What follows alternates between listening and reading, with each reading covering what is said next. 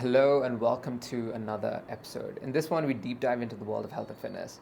And boy, was it a fun one. We cover everything from what it's like to be dating with a six pack to advice for beginners to get started, how would vegetarians get protein intake, and even common mistakes pros make. There's so much information packed into this one, and it is so entertaining. So I hope you guys enjoy it, and it'll give you a solid foundation to craft your own journey towards a healthier lifestyle. So without further ado, here is Shaurya. Here we go. I guess let's start with the beginning. Like, how did it all start for you, like in terms of your health and fitness journey? Like, You mean when I actually joined the gym? yeah, like what got you into it? So I mean, since childhood, I was like pretty athletic, like just running around, like, Yeah. just for fun. There's nothing better for me to do, so I'll just run for fun. Or play cricket, football, those kinds of things. Like when you have friends, right, in your building, colony and stuff. Yeah. And my building luckily happened to be that spot where all kids from the other apartments buildings would come to play. So we would play football every evening. But why gym specifically then? I mean, so this was school time. Yeah. Now, as children grew, like I was the youngest over there, and as we grew, like people moved out, right? Yeah. So we stopped playing eventually, Yeah. and that had to be that one thing that substitutes this and gives me that same effect, like mentally, in terms of refreshment. Right. So I played football until 10th, but after that it got difficult because of college, and like during that time, because you had college and things to take care of, college and classes all day, you just had a small window, like, and the time was not decided. Evenings were never free. So based on, even if you have half an hour, trying to get that sort of refreshment, like you can work out at home, do some push-ups, pull-ups. Yeah. And that is how I transitioned to Right. health. I was never expecting anything. I was like, this But I feels feel good. like This just feels good. When it comes to like gymming, like you always kind of, there are some expectations that come with it, right? A lot of the cases. Where like, I remember when I started out, where I'm just like, I just want to get the six pack. I don't know about anybody else, but because I remember like, I remember this specific instance when in COVID, right? I was just so unhealthy. I felt like shit. And that's when I really started gymming. And that kind of eased me into exercise because I felt so shitty about myself that I'm like, I went into it like kind of blind. But like when you started, how was that for you? What was that process like of like, how did progression look like for you from like the day one of you starting to where you are now? So it started after my first breakup. So the perfect motivating factor to start off with. Like I didn't know any better, so my cousin just told me, like, you know what, you have a dumbbell at home. Why don't you just do some of these and these and these? And I was like, all right. So he came over one day, he just taught me a few exercises, and I was like, wow, I feel amazing after this. Yeah. And at that point, I had been out of touch with football for a while. So I didn't have that same stimulus, like of relaxation and of just feeling the post-workout feel, like refreshed, energized. And I was like, this feels so good. This feels so good. I feel refreshed, and it's been a while since I felt this. Yeah. And like it just started there. My parents were hesitant to give me a gym membership because because of all the stereotypes that are associated with it. Like because I was 16, they were like, hey, you can grow your height might get stunted, your posture might spoil, you'll get too bulky, you might start taking steroids. So how long have you been working out now? So I used to work out at home back then. I just had a pull-up rod and push-ups. Those are my staples. That's all. And I had a dumbbell, like 15-pound dumbbell with which I would do hammer, like the basic bicep curls and tricep stuff. And that was it. And ab stuff. It's so funny, like that's exactly how I started as well. So I think one of the most underrated things about health and fitness is the sheer amount of consistency it takes to get to a very good level. And initially that you just start out like just doing push-ups or pull-ups. Like I remember I started with 5 push-ups, ended up with 500 during the pandemic. And then in a session, not this of course, but then it really changed my perspective on what it means to also build like a depth in something and also to stick at it. Like but I feel like looking back now, I feel like I could have done so many things better. It's like the old wise man, like just looking back, it's like all these kids making them. Yes. But like for beginners, what like let's say yourself as a beginner, okay? What would you have done differently knowing what you know now with health and fitness? Because you've got certification, you've got the body, and you're really also teaching people. So like, what would you do differently? One thing, the first thing I would do would be to go to an experienced coach. Yeah. That would be the first thing that I would do, because I remember going to a coach for a few sessions. Pathetic. He didn't know what he was doing. They never. He had no idea about, like the program, why we are doing any exercise. And of course, I didn't know any better. So I just went with that flow and I ended up getting injured later, and there were a bunch of issues. But for beginners, differently, I would start making my workouts a lot more simpler. Like reducing volume, first thing. Yeah. I would do a lot of volume. I would have this. Same. I would think more is better, and so not just me, but everyone thinks more is better. Yeah. But the relationship between the volume and muscle growth is non-linear. It's load. Yeah. So it's the more sets you do, it does not mean that you're gonna grow more muscle with the extra sets. And another thing, I think people think that they need to feel the burn in order to grow, which I'm kind of like on two minds about, because yes and no.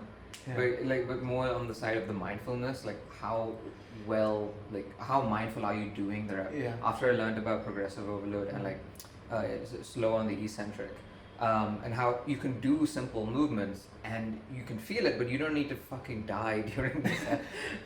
Yeah. That's so. Back then, people didn't have enough knowledge about it. They would think the metabolic stress, like doing high amount of reps to feel the burn and feel the pump, grows muscle, but that does not grow muscle. Right? My take is similar as well. Like when I started, I feel like if I did one thing right with exercise, which is just stay consistent, just show up. Correct. Yeah, and that's the best thing. Forget everything else. Forget what you don't know. Forget about results. And I feel like the crossover is so similar to social media as well. Just fucking stick to it. Don't do anything else. Just stick to it. You look like a dickhead, but like it's fine. Like you don't know what to do, and it's fine. And the same with health and fitness. Like show up every day. Yeah. The most important core skill, I'd say. Because what to do is like actually super easy to figure out. And I think the way you suggested to hacking it, where find a good trainer that knows their shit, absolutely. Yeah. Like because. See, you want someone who can see your weak spots, like postural issues. It's important to get your posture right first before everything else. Because, see, if you have certain issues with your posture, like certain weaknesses in muscles for which other muscles are compensating for, and you're gonna load yourself in with that bad posture, it's only gonna cause more compensations at other muscles. Right. And more muscle imbalances. Yeah. And that's like the starting point to. Yeah, and a trainer can like really speed up the learning curve in all of this. Like definitely. Much. Yes. Like I remember having to learn all the forms myself, like through YouTube videos, trial and error, fucking months and months of just perfecting the damn bench press. Or like I'd forget about the squats. Squats are just the worst. But I feel like that really covers a lot of base. Like those two are probably the highest leverage in terms of for beginners. Show up and like get somebody that knows their shit when it comes to this. So if we talk about consistency, like I've been training consistently for the last 3 years now, and if I were to go back to that self, I would get myself a good coach, because this. For this whole process that's taken me 3 years, it would probably take somewhere around 2. Yeah, or even less. 2 or lesser, yes, definitely. 1.5 or 2, that's where. And it's a huge difference. That's a huge difference. Well, let's say if you're somebody that doesn't have the money, can't buy the protein powder, like can afford a gym membership, but doesn't have the means to do anything else, like what would you suggest that you do? Well, like because that's a really hot constraint. Yeah, I mean most of India. Most of India would go that. So I think getting some amount of, at least getting 1 gram per kg of body weight amount of protein, I think that should be there. But if that's not the case, just try to do the bare minimum. Don't go for a high volume stuff. Keep fatigue, like manage fatigue well, reduce. Yeah, definitely do low volume work. That is what I would say. Like people, even when their diet is not on point, they would go like 3 sets of 5 variations. That's like 15 sets in total just for chest. That's too much. Me even meeting my protein requirement, I don't do that. Like it's far lesser. And that's the other misconception that people have. They think you need to do a lot of sets to give the muscle that stimulus. But at 4 sets per muscle group, you will either gain or definitely maintain all the muscle you have. And for beginners, 4 sets per muscle group per week is enough to give them growth. Definitely 100% enough, provided they're taken to failure. And would you say it's the same for protein intake? Like, could you actually have, because right now, like, I think, what was it, 1 gram per pound of body weight? Yeah. Like, can you actually have lesser than that and still maintain? Yeah, I think there was this study which showed about 1.8 to 2.2 grams per kg. So it's somewhere around that number, like slightly lesser than 1 gram per pound. But how do vegetarians achieve this? I always have. Yeah, so they just give up. Yeah, I've seen many of them give up quite early in their fitness journey, but they either become vegetarians, or if someone's strictly veg, it's just difficult because things like paneer and dairy products, they have a lot of fat, so it's hard because it's a little difficult. Even if like the lentils and they have that protein intake that you want, but they have so much fat and added things that you don't necessarily want to achieve your goals in this case to get that body. The only way I could see hacking it was like protein powder. And like a lot of protein snacks. It actually gets cheaper though, like the cost per gram of protein, if you get a protein powder, I think it is slightly cheaper than the other stuff you have out there, like the actual food. And I think so, if nothing at all, like I think people can try to manage whey protein concentrate at least. Like, of course it's not the best choice, but given the circumstances, it's better than having nothing. I think you just gave me an idea though, and that's something I learned from Manila. If you're vegetarian, it's probably best to buy protein powder and the unflavored one and mix it with food that you normally eat. Like, because that way you'll more likely to hit the required protein intake of 1 gram per 1 gram per pound of body fat.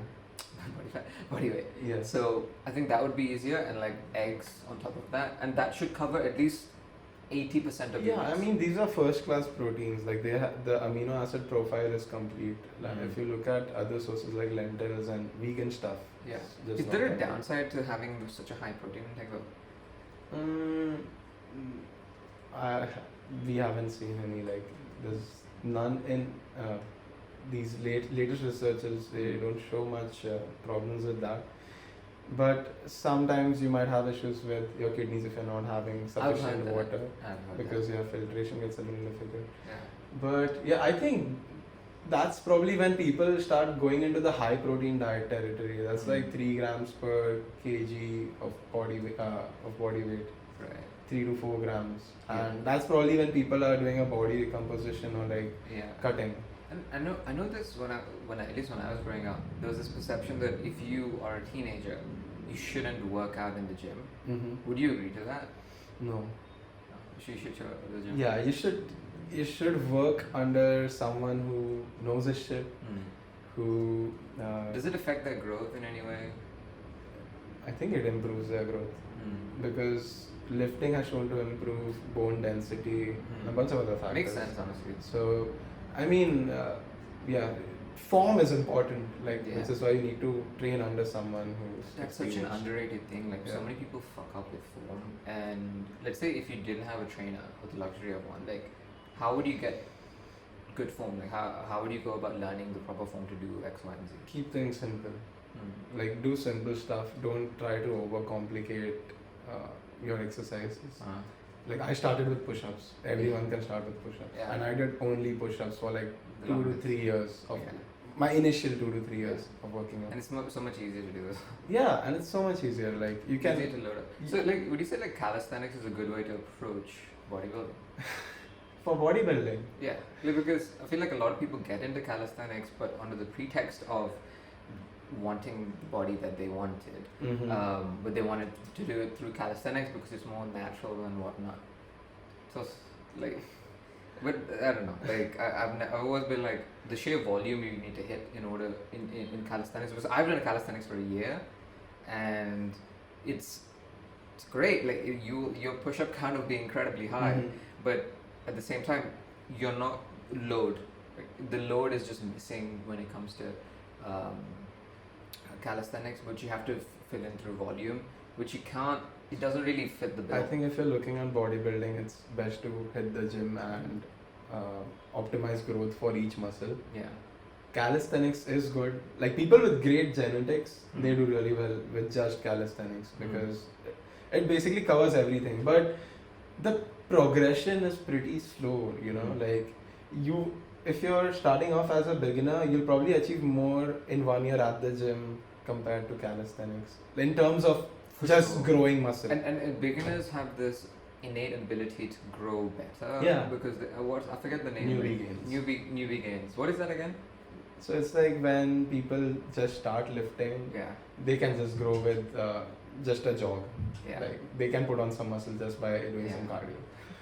So yeah, that's as soon as your muscles begin to adapt and grow, you eventually start to max out your genetic potential like few years down the line. And are machines like better than compound exercises, would you say?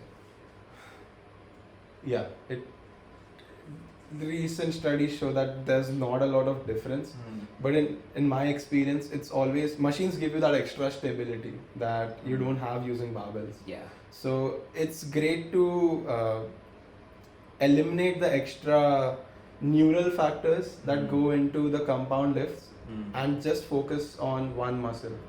So and then you can really focus in and like not think about so much the other aspects of the form when it comes to compound movements, which is isolated quite literally. yeah, and I mean your core, spine, legs, glutes. There are so many things that come into play when you're doing compound movements. Yeah. Compared to when I'm just on an incline bench machine, I'm just like my mind is totally focused on my chest. Yeah. So And this is, I think like this should go out to everybody in the sense, this is not to say like compound movements are bad. You should use them in combination with one another, and not like just one and like only one. But like I feel like so many. So I mean depends. Like if you're into strength training, like the compound lifts, I think the main thing is to decide your goal. Based on your goal, you can plan your workouts. Because if my goal is strength and I'm just doing machines, I'm not going to benefit in any way. Like of course I will benefit, but not how I want to. For if you're someone who wants to do heavy stuff, like lift heavy stuff, that's like just bench, squat, deads. Yeah. Then you need to focus on those and the accessories for those exercises. And the routine gets a little different, like when you're training for strength compared to when you're On training the for point of hypertrophy. routines, is it good to keep changing up your routines? I wouldn't suggest that. Like so, not too frequently, but let's say you hit a plateau at one point, then you can definitely think about changing it. Because if your program is working for you, why would you change something that's working? Like I see people do that all the time. Yeah. Like, hey, I've done this for about 3 months now. Usually it's not even 3 months, okay? Yeah. And after 3 months, man, I'm bored to do this.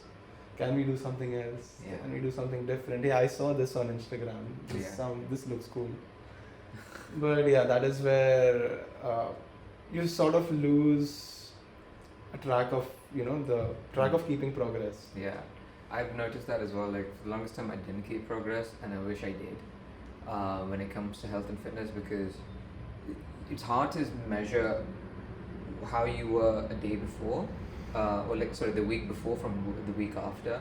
And if you have just a simple spreadsheet or even like a notebook that just tracks from before or after, it's so easy to see the growth. And it's interesting when initially it's like journaling, you don't want to do it. But once you get into it, I find it so ideal. And the way I mixed it up for myself is like in between the sets, as I'm doing the set, I will just mark it. Like this is how much it is, and this is how much it is. Yeah. And as I'm doing it, because it's part of the routine of the core sets, it's easier to measure results. And I can also look back on last week and I'm like, okay, I need to beat last week's results. And it's such a good way to programmatically dial in compound growth when it comes to exercise. Yes, that's the best way to track progressive overload. Yeah, and you can really see it. But like, do you feel like social media sets up a certain level of expectations when it comes? Like, what kind of misconceptions does like social media create about health and fitness? One for me is like, it's so much easier than it fucking is. Like, it's not easy. Yeah. Can you elaborate a bit more? Like, when you see people like these with their aspirational bodies, you don't see the progress and process behind what they've done. Right. And therefore you think like it's attainable, even though you don't see the difficulty of that attainment. So this is like ignorance at its like best in a way. And social media kind of dials that in because you only see the best instead of the process. Correct. Which I feel like if only people shared the process more. But then again, like people don't get rewarded as much for sharing the process because you're like, this person is doing their shit, they don't look good, they're not at that level, so you don't really respect them. But like I find I respect those type of people the best because they're really putting themselves out there.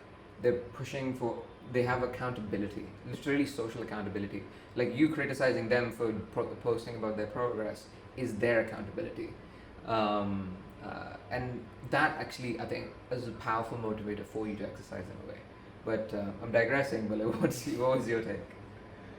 So, I mean, there's a lot of bullshit advice that's floating out there. Yeah. Like, the basic principles of gaining muscle is lost. Like, people, like high volume stuff, high rep range stuff, like getting the pump, and actually building muscle. Three things are all different. Yeah. So, what are the principles? So the main principle right now, like based on what we have known until now, it's mechanical tension that drives muscle hypertrophy. Of course, there are a few other factors like testosterone and different hormones that play a small role in that. Testosterone plays a huge role in that, by the way. But other things like muscle damage, like earlier people would think that doing more is better. Like people had Rich Piana had this 8-hour arm workout. Fuck. What kind of workout was it? Definitely not the one that is gonna build muscle. Yeah. So yeah, these kinds of things, they just That's ridiculous. dudes might get away with that because they're on all sorts of technology. Yeah. But for the normal person, these things never and will never make sense. So muscle damage, by that logic, if muscle damage ever built muscle, you would see marathon runners with jacked as fuck legs, right? But we don't. So muscle damage, definitely, that's the easiest one to rule out. Yeah. That does not build muscle. And the more sets you do, you eventually start causing more muscle damage, which is not really going to drive muscle growth. The more sex you do, what? The Sex. Sex. Like you're so close. if only, fuck, I would never have any muscles then. Like the only thing I'm not I would never have any muscles in that case. Okay, like on that topic though, like has having a six pack or having a great body in general, like why am I repeating the sentence so much? Has having a good body improved your chances with women? Yeah, like it definitely has. I see the effort that I would have to put otherwise in the past compared to now. Like I just need to exist. Like You just need to take your shirt Just off. need to like come to me. Like, I mean, now you can just Take your shirt off. yeah, you can't do that, and that's game right there. But like post It's- one story on Instagram, like Yeah. whenever you're feeling. Gals. yeah, I mean, a lot easier, like, and because it shows, and I mean it displays different traits about myself as well, right? So I think I'm thinking that way, but I don't know. Women have been All the girls that you I have- like, yeah, see on a women- regular basis just leave after this podcast. Like, Yeah, I mean they might just get with you for the wrong reasons. Yeah. I mean, at this point, I don't know what are the right reasons. I mean, I know what are the right reasons. The wrong reasons don't. dig your feel that hole there. wrong Just anymore. keep digging. But yeah, like, how has it helped? Sorry. How has it helped? How has it? What? Yeah, like how has it changed the way women perceive you if you have a good body? Mm. You wanna take off your shirt for the camera? Would that help? Damn. Like if Like the thumbnail. no, I mean. Krishna just forgot the rest of the questions he had to ask. I'm hot here. Increase the fan. I mean, in terms of perception, I really don't. At this point, because everyone has left, like, I'm sort of in a fix key. What do they actually like now? Like, what do they actually admire? Because I would think that they really like the intellectual side, and you just get into deep conversations and talk about stuff. But now I'm just not sure anymore. If I'm being completely honest. But in terms of people who just want a casual thing and something like that, they go crazy. It's pretty easy. But I'm not into that stuff, so it gets a little hard for me. Like Yeah. It does get hard. Man, you guys are bad. But yeah, like it gets a little tricky. Like so staying focused alone is Yeah. better. Like I've stopped looking at all of that stuff. Good on you. And I guess it's in a way like. But I've noticed one thing. Yeah. Like if you have any anything going on with women, in some way it affects your gym routine and your diet. Yes, it has. Your diet. Yes, it has. Specifically your diet. Yes, it has. Excuse me? Productivity, don't forget that. Productivity at the gym. I mean, you will do amazing after a breakup. I mean, I'm not suggesting anything. But I have noticed that many times. It's like. So if you're looking for a cut, Remember, guys, it has to be painful. So whichever girl wants to break up with their boyfriend. or you can just imagine the scenario in your head. Yeah. I mean, you might end up attracting it, so don't get too much into it. But maybe just before the gym to get those, reach that failure point with those sets. I didn't get that, what? That's the worst advice you could ever give. I'm just trolling here. Don't listen to this advice. Like, how has it changed your sense of self-worth, exercise? Yeah, definitely. That has improved a lot. Like, I mean, you get that halo effect. Like, I see people, like, even when I'm walking around in the mall or if I'm riding my bike, you see people, like, you look at their eyes and they're like, they're not looking in your eyes, they're looking at your arms or, other stuff. Yeah. So, yeah, people do view you differently and by default, like, the self-worth increases, and of course it will increase because being consistent with your workouts I think it's actually taking care of yourself. Yeah. The bare minimum Yeah. is an act of self-love. So if you really show yourself that care and that sort of love, and you give yourself that discipline, really it increases your sense of self-worth. It reminds me of I completely agree with you. I think when I started exercise versus like just continuing on for years, it gives you a sense of confidence that you wouldn't find too often in a lot of things that you can so programmatically just extract out of. And I think it's because when you show up at the gym, it's an inherently difficult thing to do.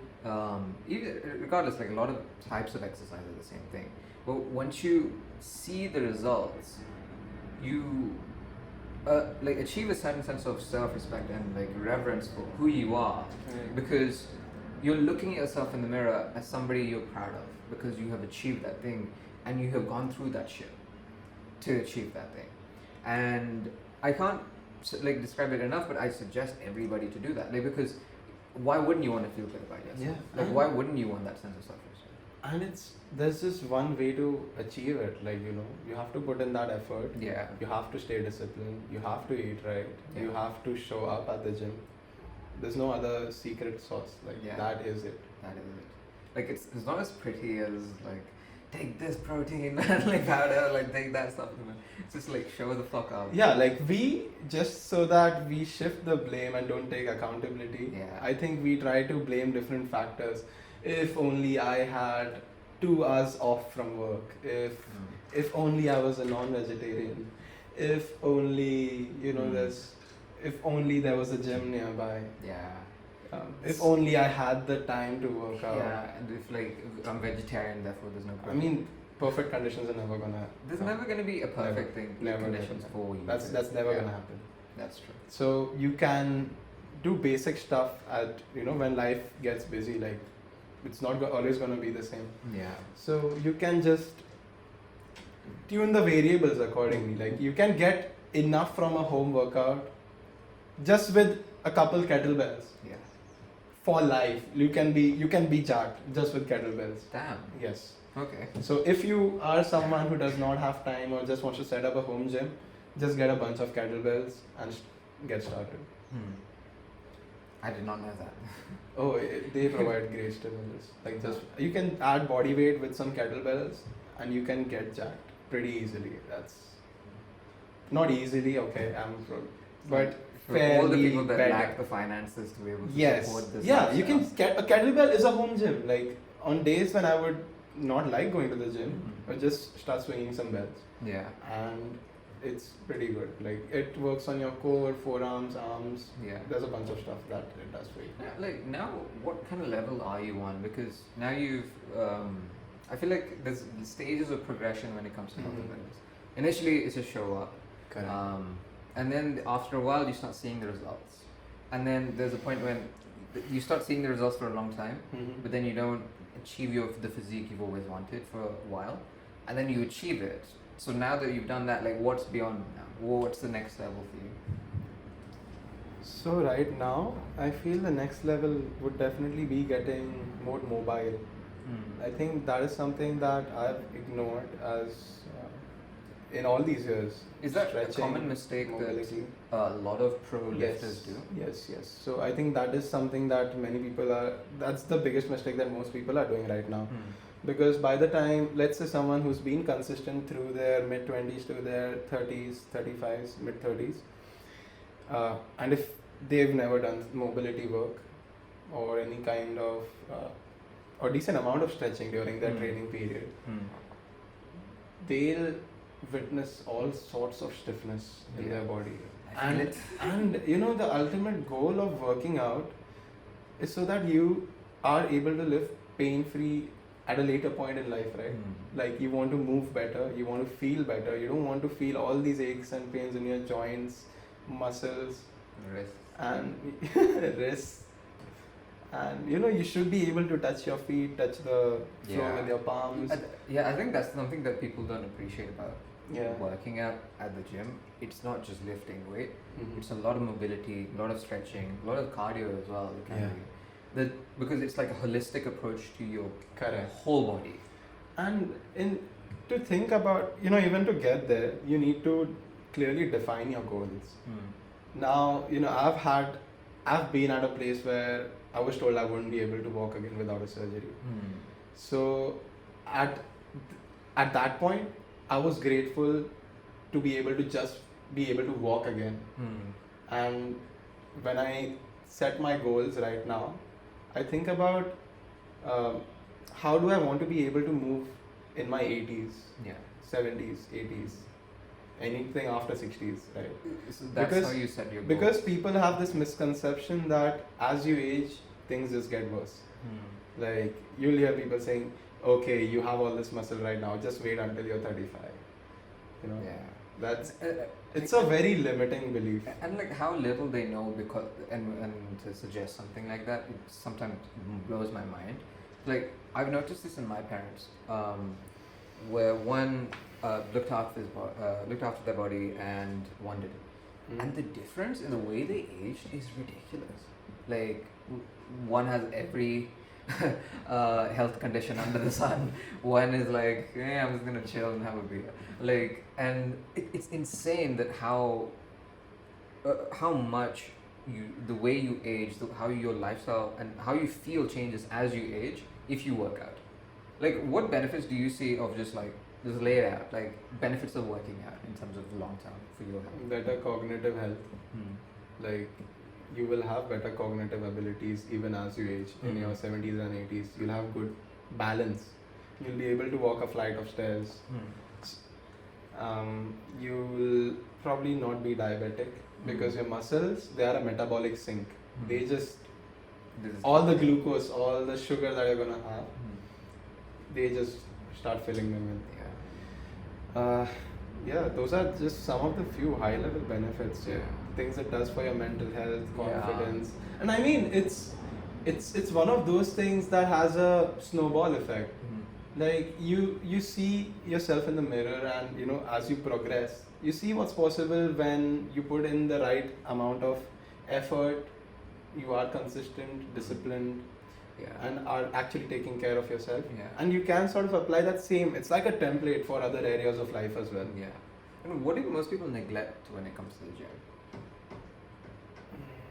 Like, at present, what I think is they neglect training, stretching a lot. Stretching, mobility. Stretching, definitely. Mobility is basically non-existent right now. So there are different drills for mobility, and they are not. It's not well known to most people that okay, this is a way to train as well, because those exercises, they don't look much like your usual workouts with you lifting dumbbells or throwing around stuff. It's really different. Yeah, it does seem to me that there is a knowledge gap where people they don't know what they don't know in this case. Yes. And in this case, with the gym, they have this conception as do lift these machines and this will equal me getting fit. And it's not that. So and also because they think that if they give a few more days over here and reduce a few days over here, that is going to steal all their muscle growth. And for that, I've been doing just 3 weight training sessions per week, sometimes lesser.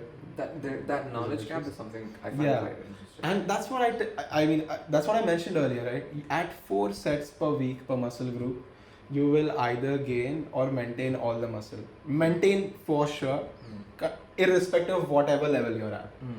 Even if you're Chris Bumstead, you will maintain all that muscle at 4 sets per week per muscle group. So if you want to do a bit more, you can try pushing to 5 or 6, and provided these are taken to failure. And I think another conception that people have is cardio will help them lose weight. Would you agree to that?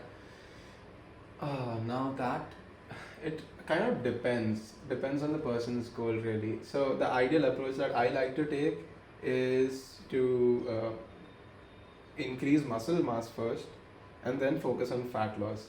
So increasing muscle will improve your metabolism, so you burn more at rest, and compared to you're not gaining much muscle and just trying to focus on losing weight, then cardio does help to lose weight. Definitely it does, but more than cardio, it's a calorie deficit diet. That's all. Like calorie deficit diet even without cardio will help you lose weight. And after an injury, you've had a pretty bad one. How do you bounce back? Like, oh man, it's story time. But go on. After that injury, I was at a point where there was no hope really. Like every doctor I went to, please don't trust orthopedics. Every orthopedic I went to told me that, man, reports are pretty bad. You have a severe disc compression, like severe nerve compression because of your L4, L5 disc herniation. And if you don't get this surgery, you might not be able to walk again. And at that point, I was not able to even look at myself in the mirror. My posture was completely gone. Like I was facing downwards. Like my upper body was bent like this.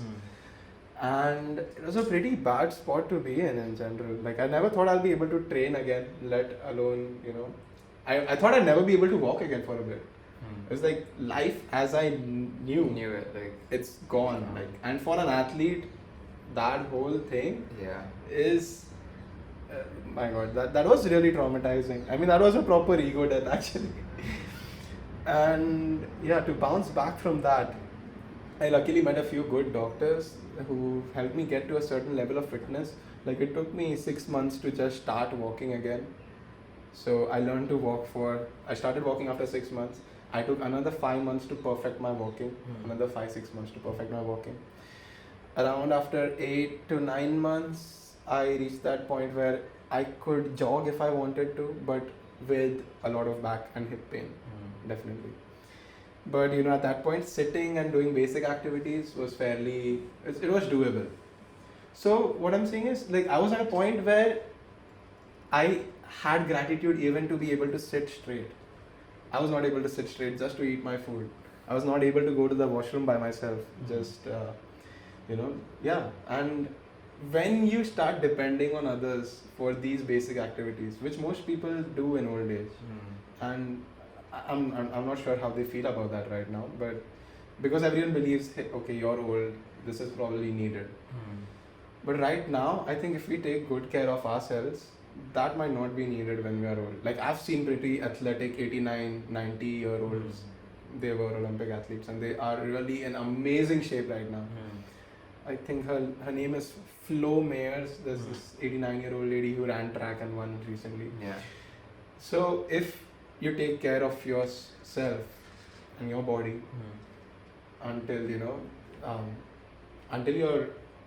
old, like 70s, 80s, and I think I'm digressing, but these things, it's looking at all of these factors, this sort of dependency that you might have on others, like those things just scare me. I never want to feel what I felt back then, and which is why I design my training in a way that takes care of all of these things right now. And like now that as somebody that really specializes in injury and injury recovery, how would you guide people that are going through this now? Overarching. Yeah, so the first thing that people do, and even some doctors suggest is, man, if it hurts, don't do that movement. Brace your core and walk, or really hurt stupid stuff. Like if you're bending, like don't bend this way. Like sit down and lift stuff. Life is never going to be that perfect in terms of movement. Like you might have a fall and things might happen. But what people need to do is they need to focus where it hurts. If something is hurting, it's trying to tell you something, that there is some sort of weakness somewhere. You need to get to that weakness. Like if your lower back hurts, avoiding everything for the lower back is never going to fix it. Right? Like if there is an issue, you have to address it. And a holistic approach will focus on, so if you have a lower back issue, it might also be coming from your hips. So a holistic approach will focus on, maybe a few joints below and a few joints above, because your whole body is like this really wonderful kinetic chain. Things work hand in hand. And if, let's say, like earlier I spoke about different sort of compensations. Like if there are imbalances in a certain muscle, if that muscle is not doing what it needs to do, it will sort of delegate its stuff to the other muscle around it. And that will try to compensate for it. And eventually that fatigues out. Then something else, your brain recruits another muscle to do this one's job. And I mean, let's think about it in normal work terms, right? Like you won't do your colleagues' work forever. Like maybe a day, fine. Maybe a week, okay. Maybe a couple of weeks, you're having a wedding or something. All right. But for a month, for a quarter, for a year, you can't use your arms to you walk. You can't do that. And that is what people need to understand. Like there are so many compensations that are made in each muscle, like at each point, around each joint. And at some point, that muscle will reach a breaking point, and that will be the trigger to an injury. So the first thing that people need to do is strengthen where it hurts. If you treat your body like glass, it will break like it. So But like, there is also said about if you train the part that hurts, would it make the thing worse? so you have to manage that pretty well, actually. Like, you don't have to reach the point where things are hurting beyond measure. Slight amount of discomfort is okay. Don't push that, because it might have a negative effect. Yeah. You slowly want to build up that Slowly, capacity.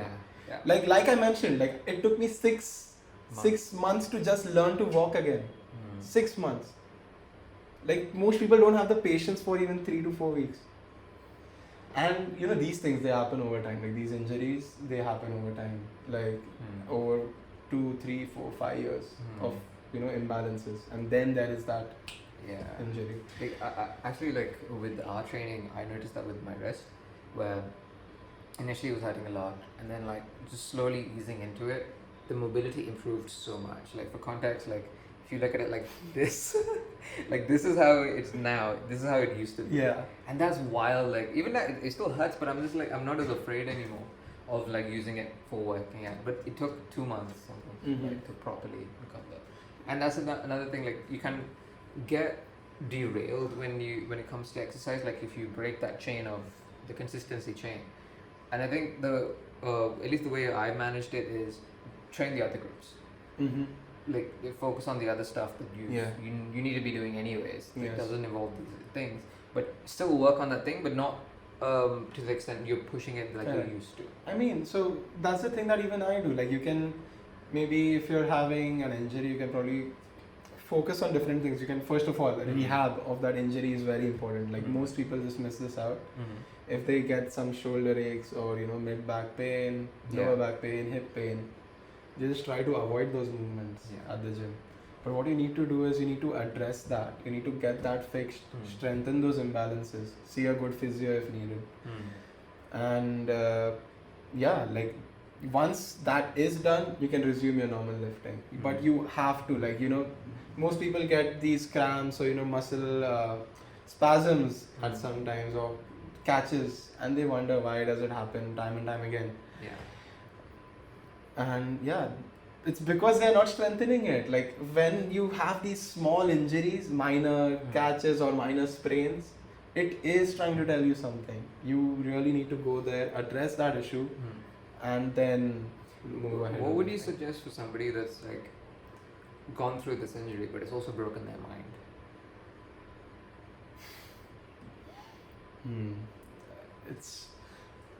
First it would be to see Watch a this podcast.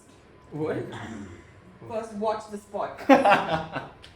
Of course, it's gonna give you some points to get started. One would be to see a good doctor, and Western medicine is not what you want to be going for, because it's like this template: take muscle relaxants, painkillers, anti-inflammatory steroids, do an MRI. Oh no, you need a surgery. Because this thing, it's never going to address the issue. Of course, it might fix some temporary muscle spasms and stuff, but it's not a long-term approach. And that is the template that most orthopedics and doctors give for back pain, hip pain, and these injuries. It's best to see a physio, a good physio who basically knows their shit. Probably someone multidisciplinary physio as well. Someone who's really experienced with these kinds of things, because I've also heard some physios talk about people with tongue tightness had pain in their toe. So this whole body is connected. What the fuck? Right? This whole body is connected. Like, because, now I'll give you my example. Because of trap and mid-back tightness, I have chest pain sometimes in certain postures. So, and how do you look for a good physio? You ask good questions. But, like, let's say if you don't know what to ask, like, you're somebody that really I think so. You should feel some sort of relief in the first week. Okay. Or within that same session, even though it is temporary, you should be able to see some sort of relief. Like temporary improved range, or better mobility, or like within the first week, some, like, minor, I'm saying, like, at least 5 to 10% better. And the coming back to the mind, like the broken mind, how do you kind of ease back into how your life used to be, or how do you get it back to normalcy? Would you say? Well, you need to start slowly stacking in these little wins. Yeah. Little wins. Like for me, it was just first win was just to be able to stand straight. That was my first win. Actually, first was just to be able to sit straight again. Yeah. Okay, after sitting, it was like, okay, now Yeah. I want to be able to stand. That's such a powerful technique, actually. I feel it's so underrated. And you know, like this is where I started. Like, Yeah. I just want to be able to sit straight again. Yeah. Most people, they just don't have enough gratitude for what they're able to do right now. Yeah. So it's only until we lose it. Yeah, we that's have only that. when you're gonna realize all of it. That's why there's this great quote I like, treat everything like it's going to end. And end just there and there. And suddenly you have such a appreciation for life because Yes. it is going to end. Like this podcast is going to end. Like, no! It's like, show me the six pack. Like, and but I want to go back into that technique of stacking your wins. Mm-hmm. That's so fucking powerful. I do this for the podcast. I'm like, I'll upload next week. I won. Like the edit is done.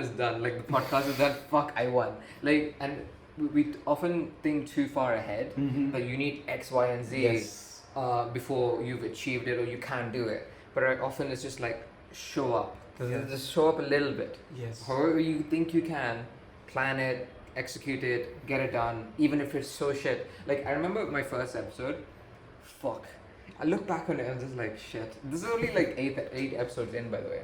Wow. And first episode was just like the shittiest webcam camera from his laptop and my laptop, and like with shitty lighting and everything.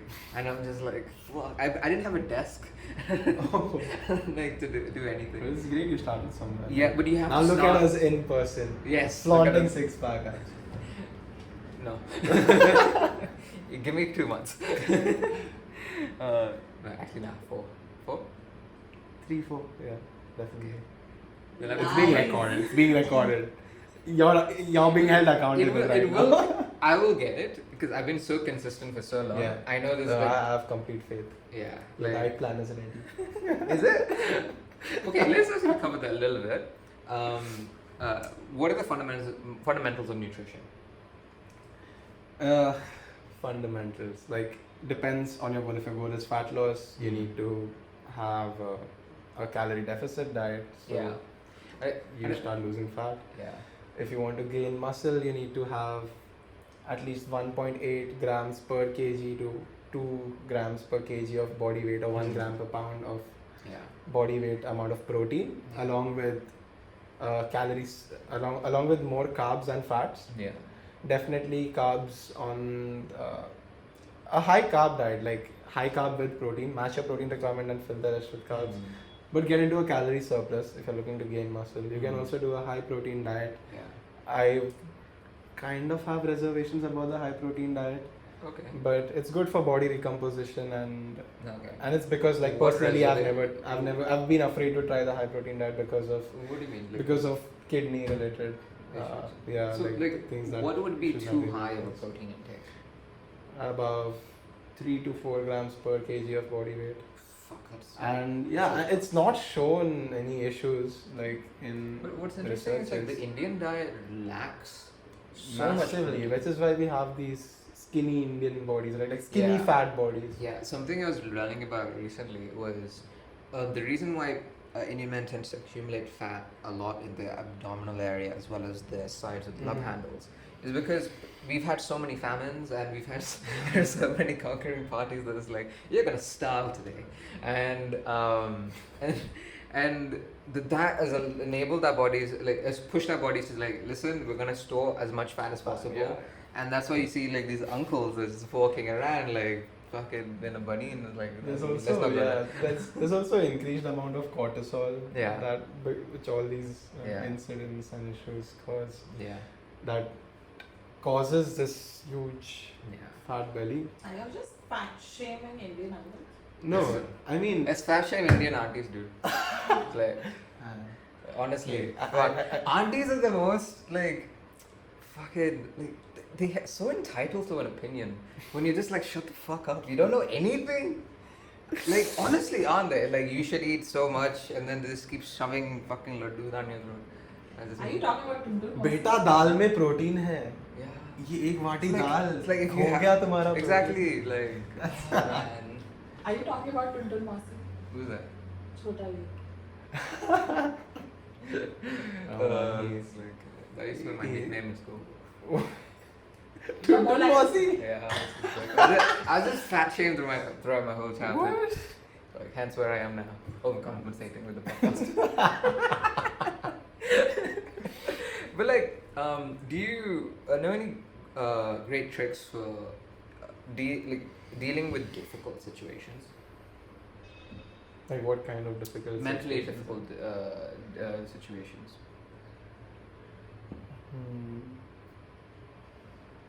I think Suck it up. I think going for a walk is a good starting place. There's nothing a good walk can not solve if you're mentally disturbed. Talking to friends, being in a relatively comfortable environment, like Yeah. with your friends, family, sharing stuff like sharing about whatever's bothering you. Yeah. Basic things. Starting to exercise. I think when you start exercising, you give yourself that chance to feel better, and it compared to when you do not. So I think exercising and these walks, these are like small self-care things Yeah. that you should be doing. And it goes to say like stacking your wins, Yeah. like small wins.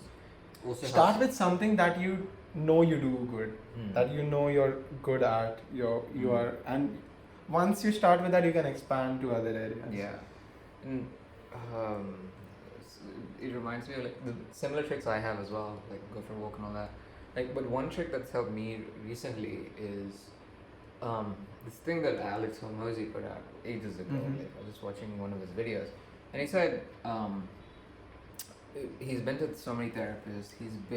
He's done everything you can think of in social self-improvement, and a lot of it is about acknowledging the problem and then trying to solve the problem. Correct. He's like, fuck acknowledging the problem, acknowledging the emotions to constantly be happy. Instead, ignore it. Like, don't give it power. Like, and he has this really neat phrase he says to himself. It's like, fuck the fear I'm feeling, the fear I'm feeling. Screw the difficulty I'm going through, and like you because what you're doing is you're acknowledging the emotion, but you're taking it away. You're like, I have this feeling, but I don't care. I do not want to be this thing. I want to be that thing that is like past this difficult thing I'm going through, and I have to get to that point, and the only way I can do that is to go through this. And it just makes so much sense. Like, it's like it puts self-love in a different frame of mind. It's like tough love, but it's not really tough love. It's just like, I don't want to be this anymore. Yeah. And let it go. The obstacle is the way. Like, obstacle there's is the no way. way around it. Where have I heard this? This is Stoicism 101. Yes, this is Stoicism. Are you a Stoic? Yes, I practice a lot of Stoic virtues. It has really helped me through some difficult times, like Amor Fati. Mainly, that's the thing I keep going to every time in life. Like, Do you want to just say that what that is? sorry. Amor Fati. Yeah. So it's like the love of fate. Love it. Everything that's happened to you has been waiting to happen to you since the beginning of time, and there is no other way I will have it. Yeah. This is it. I will make the best out of this. This has been given to me for a reason. Like, I'll make the most out of whatever is available to me. Yeah. And it's like Stoicism has so many great lessons. I think. Like, I think one of the. I think people think Stoics are people who don't have emotions. Yes, I was literally gonna come to this. Yeah, but it's basically they completely acknowledge and understand. They're Yeah. aware of their emotions, but Yeah. they are not dictated by those emotions. It's that's the thing. Like you summed it up so perfectly. Stoics, they move through the world through the emotion by not just accepting it but using it to their advantage. Like, I love one of this practice called negative visualization. where you, let's say, you imagine the worst thing that could have possibly happened to you in this moment. You close your eyes and then you just imagine it. Like you could be on the streets of Mumbai begging every day. You're just selling roses. You don't have food in your belly. You get slapped by some auto guy. Like That's like, as bad as it gets. and If then you get slapped by an auto guy. yeah, exactly. And you close your eyes and really imagine it. Like you pretend you're there.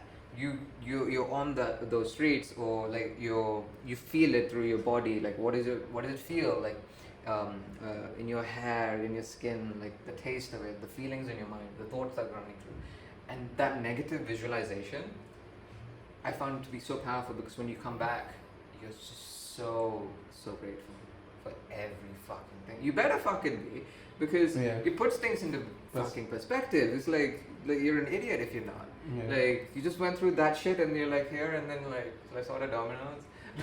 Practicing gratitude is. Do you practice you practice gratitude a lot, but do you have like specific practices, or do you just acknowledge it all the time? I acknowledge it, like, and it's these days it's a little lesser because I've been occupied with so many things.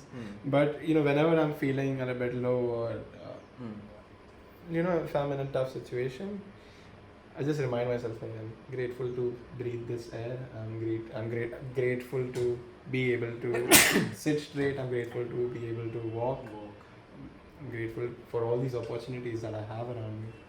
And like just helps me stay grounded. Yeah. And speaking of mental health advice, like what's the best piece of mental health advice you ever received?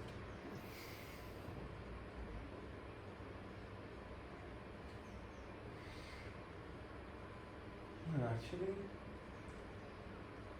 can't think of much right now. Like I've so most of my mental issues, I've just lifted them. I've just lifted through them. So that would be a good advice.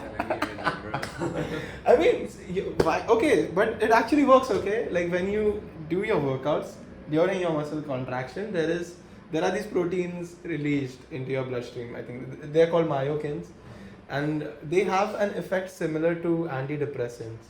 So it does help. Like that does help. Honestly, like when I feel bad, I genuinely do go to the gym, because it just gets my head out of whatever the problem I'm dealing with at that moment, and just focus on something else. And when I come back to it, I have renewed energy, like a fresh perspective to go back to that thing, and it helps so much. Like that's why I use like workout as a break during my day. Like it's a genuine break that like gives me energy at the end of it, and it increases my productivity as well. But talking about good mental health advice, I'm not sure how helpful this is, because it's most of the times when I have felt a little low mentally, it's because I have tried to resist change, or have tried to control a few things that should not be things that should not be things that you control. Things that you should be able to let go. And like those are some things that help me, like practicing letting go. And I don't have any practices in place, but sometimes meditating, identifying the root cause of the issue that is within myself, like the unhealed part that is triggering me, like addressing that helps. And have you experimented with substances at all? Man. I mean, like specifically psychedelics. I've tried shrooms once. Yeah, like that was crazy. And those were not the magic mushroom kind of shrooms. It was something different. I found it in the north, Himachal side, and it was really different. Like the trip was beautiful. Like the colors, a little bit more vibe. Everything was a little bit more vibrant. Some movement here and there, not a lot, but mainly it was like the floodgates just opened. I felt this immense level of gratitude. Probably I was at a place that was so beautiful. Like I had never seen such a beautiful place in my life. And I was out there, like there's just mountains around me. There's nothing. There's no buildings. There's no houses. Only mountains. Beautiful trees, grass, snow. And I'm just looking around and I'm like, fuck, what have I done to deserve this beauty? Yeah. Like, and at that point, it felt like everything that might have happened in life, like all the series of events, if that has led me to this point, everything is perfect. Like, I wouldn't have it any other way. Love of fate. Yeah, like, man, that was beautiful. Like, I was awestruck with the beauty at that point, and I had tears in my eyes. Like, I had like Yeah. my eyes were filled with tears. I was like, this is so beautiful. Man, it reminds me of my first time trying shrubs as well. I was in Europe and I didn't expect it. Dude, when I tried it, the first 6 hours of the trip were hell. Like, Did you I cannot experience begin something like an ego to death? explain the fucking shit I went through. Like, it was like I was going through all my trauma in like Mach neck speed, and I had supersonic speed, and it was just No. fucking wild. And like it's 8 hours, but it lasts like 2 days, honestly. After that, Okay. like as in like the after effects, Okay. like the come in. And I can say like there was a before after effect after I took shrooms.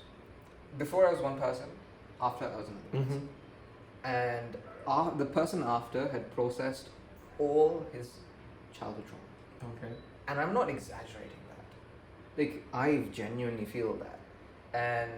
But it took me, I'd say, 2 years on top of that to really settle into what I Mhm. experienced.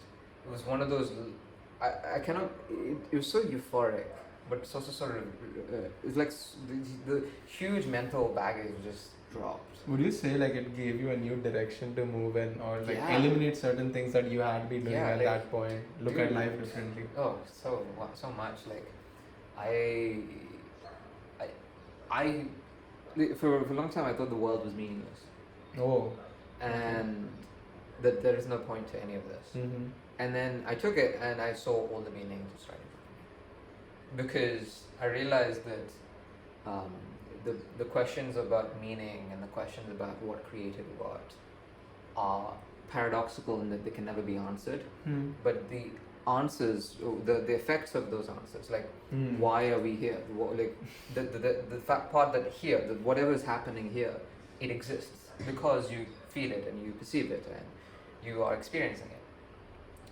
That is the meaning of life, in a way, because how do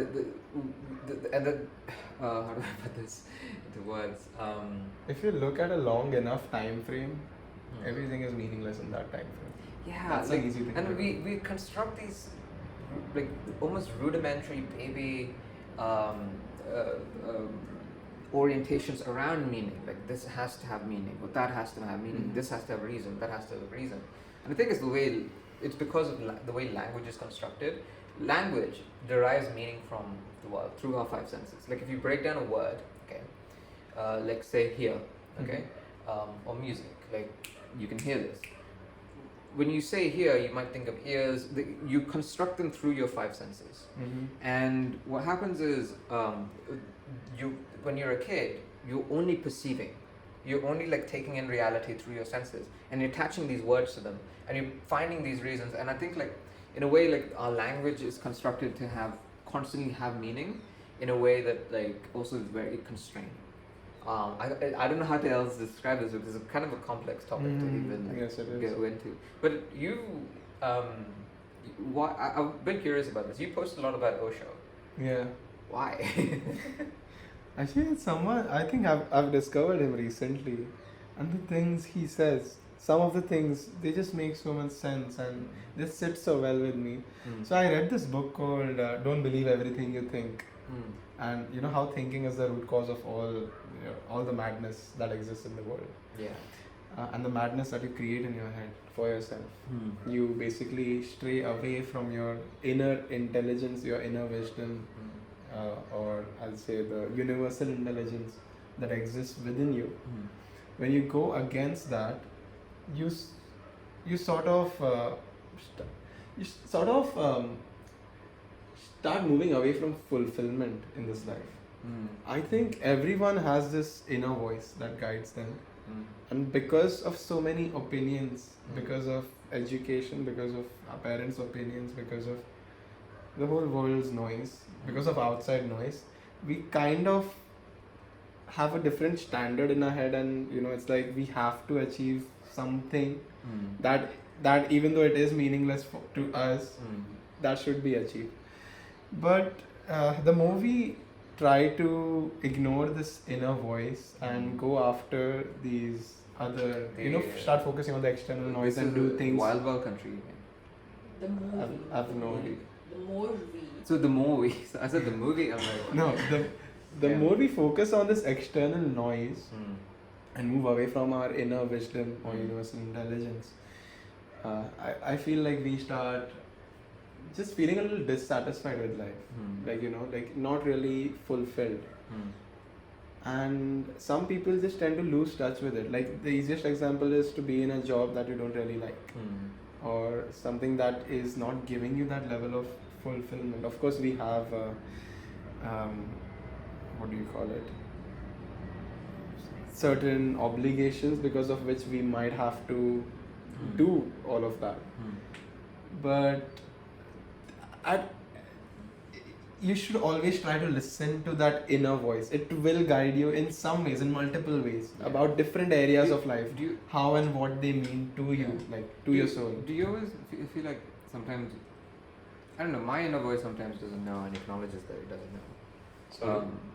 Like my inner voice acknowledges that it doesn't know. Okay. And it doesn't know what to do after that. I don't know if you feel this. Like it's not an omnipotent, I think is the word, thing that knows everything in a way. It's a confidence. There is a sense of confidence that this is the voice that's guiding you.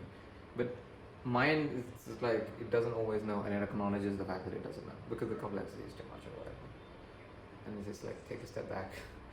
Like I don't know if you feel that, or you always feel like you have that inner voice that guides you. I do feel that sometimes regarding a few things that I'm not unsure. But but that's the thing, right? Like that's not if we have, because the world is designed in such a way that we have strayed away from that voice a lot. Like we are far away from that voice.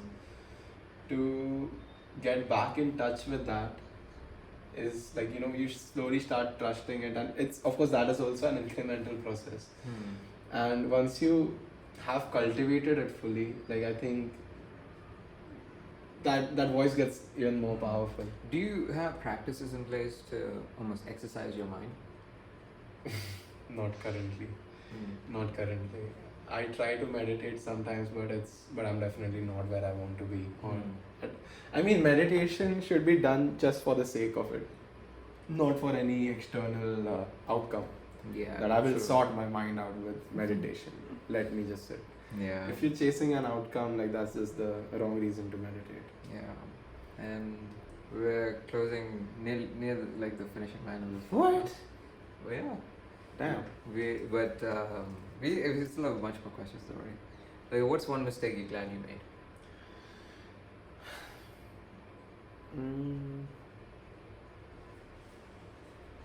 What's one mistake I'm glad I made? Her face. I like to listen. That's my kind of question.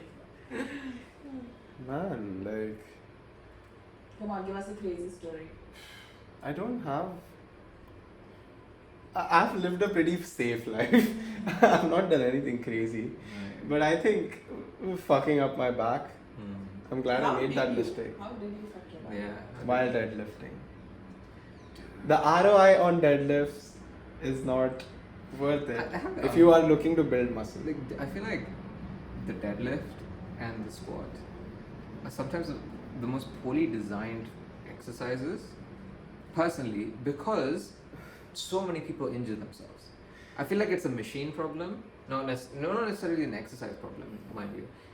It's a machine problem where if you have a good machine that really does it well, it's like that helps you like when things go south. I think that's like so valuable when it comes to these two movements, because I see so many wrist issues, I see so many back issues, with just these exercises. Yeah. And I feel like too many people fuck up. And I mean, these exercises are not bad. Like, they are good exercises. They have some utility. But if someone's goal is to just build muscle, deadlifts are not really necessary. Squat, you can do that, but even that is not really necessary. But it's easier for people to say that, hey, just don't do this, instead of making them do that movement perfectly. Yeah. And I think like there's an adjustment you can make to deadlifts and squats, which is do the squats on a Smith machine and do the deadlift on a hex bar, because it corrects your form. It makes sure you don't fuck up, and even if you do fuck up, it doesn't fuck up everything. And there's safety involved, because I feel like those movements lack it. And a lot of gym bros will be like, no, like you have to do it with like free weights and whatnot. Like, yes, but be fucking sure that you know what the hell you're doing. And do not advise people too much about how to correct their form, because their anatomy is fucking different. Like I nearly hurt myself because I was doing it the wrong way, because some guy thought he knew better and therefore he could correct me. Yeah, I mean, different arm lengths, different arm lengths, different hip anatomy, so you might actually need a wider stance for it. Like, I learned this the hard way. Like, nearly fucking dying. Most of us learn it the hard way. Actually, I paid the biggest price for it. You paid the biggest price. Like, actually, I feel like Smith machine is one of the most underrated machines. Yes. Please explain why. I mean, so it makes the movement so much more stable. You don't have to worry about the bar moving around everywhere, all over the place, right? The location is fixed, the movement path is also fixed. Yeah. So your core muscles are a lot less engaged in that, and it's better to optimize for hypertrophy, like machines and Smith machines. These are really helpful. It like and if things go. It eliminates. So if you're focusing on muscle growth, it really makes a lot of sense to make the whole movement a lot more stable, as stable as possible, and so that you can only focus on what you want to grow. Yeah. And another thing I feel like a lot of gym bros don't acknowledge enough is like the health and fitness is a young science. It's a very young science. We're still figuring out a lot of things in the space. And as we're doing this, you need to update your knowledge and not be dogmatic in your approach. Yeah. Like a few years ago, training to failure was like, don't do that. like do high volumes. So that is very interesting, like I still see many people that come to me and they're like, many of my clients, hey, the first question is, what I ask them is, okay, what's the volume that you've been doing, like with your earlier trainer or whenever you train by yourself? And the question that follows is, did you train till failure? These two questions, and I get how to program for them. Probably with a lot less effort, how they can see maximum results. See, the why we need to go to why reaching failure is so important. So, well, let's get into this. You don't mind, right? No. Yeah. So see, when we are so early on in the set, if the load is little, your central nervous system sends a signal to recruit the low threshold motor units, which recruit the muscle fibers that are not the strong ones. They are the easygoing ones. Okay, this weight does not need that much effort. Yeah. But as perception of effort increases, and let's say those muscles are about to fatigue, your brain sends a signal to the high threshold motor units, which are the stronger and bigger muscles, the type 2 fiber muscles. And once those are recruited, they are the ones that mainly give you the size and strength that you're looking for. And that starts happening in the last 5 reps of your exercise. So and people are not good at judging how far off they are from failure. Like there are multiple researches also done on this. When athletes told that they are, let's say, 2 or 1 shy from failure, but they went on to do about 7 more reps. Yeah, I have this as well. It's very hard to judge. Doing failure sets. How do you know when you're actually reaching that failure point? And what is that failure point? So I think with 1 rep in the tank, you will be able to figure that out. It is a little difficult when you are training in the higher rep range zone, Personally, I don't go for those. Mm. My training is mostly done in the 6 to 10 rep range zone, or even more in the 6 to 8 rep range. Mm-hmm.